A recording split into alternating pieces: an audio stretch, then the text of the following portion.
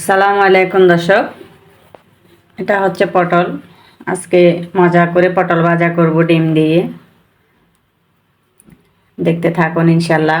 আজকে আমার এই রেসিপিটা খুব সহজ এবং ঘরোয়া রেসিপি।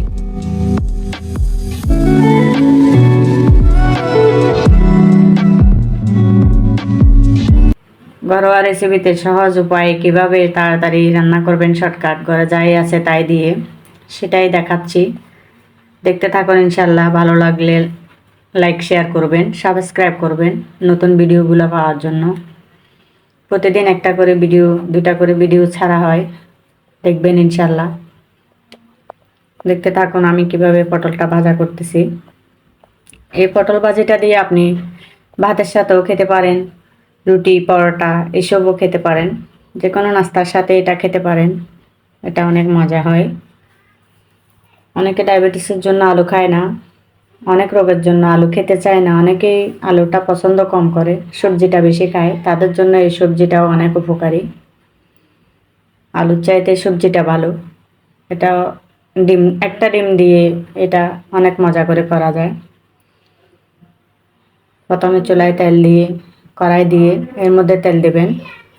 তারপর পেঁয়াজ রসুন পরিমাণ মতো, কাঁচামরিচ 4-5টা কাঁচামরিচ দেবেন, যেহেতু এটাতে গুঁড়ো মরিচ হবে না। সামান্য গরম মশলা গুঁড়ো আর হলুদের গুঁড়ো দেবেন, লবণ দেবেন স্বাদ মতো। তারপর নাড়াচাড়া করে কিছুক্ষণ ঢেকে রাখবেন, দেখবেন একটা কমে আসছে। তারপর একটা ডিম ছেড়ে দিবেন। কিছুক্ষণ পর এটা উল্টে দেবেন, নাড়াচাড়া করে নামিয়ে নিলেই রেডি ডিম দিয়ে পটল ভাজা।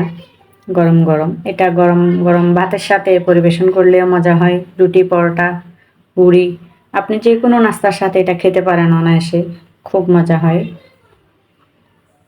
ইনশাল্লাহ খেয়ে দেখবেন। রেডি হয়ে গেল ডিম দিয়ে পটল ভাজা। এবার আপনি এটা একটা বাটিতে বা একটা বাসনে ঢেলে নিয়ে যেভাবে মন চায় পরিবেশন করতে পারেন।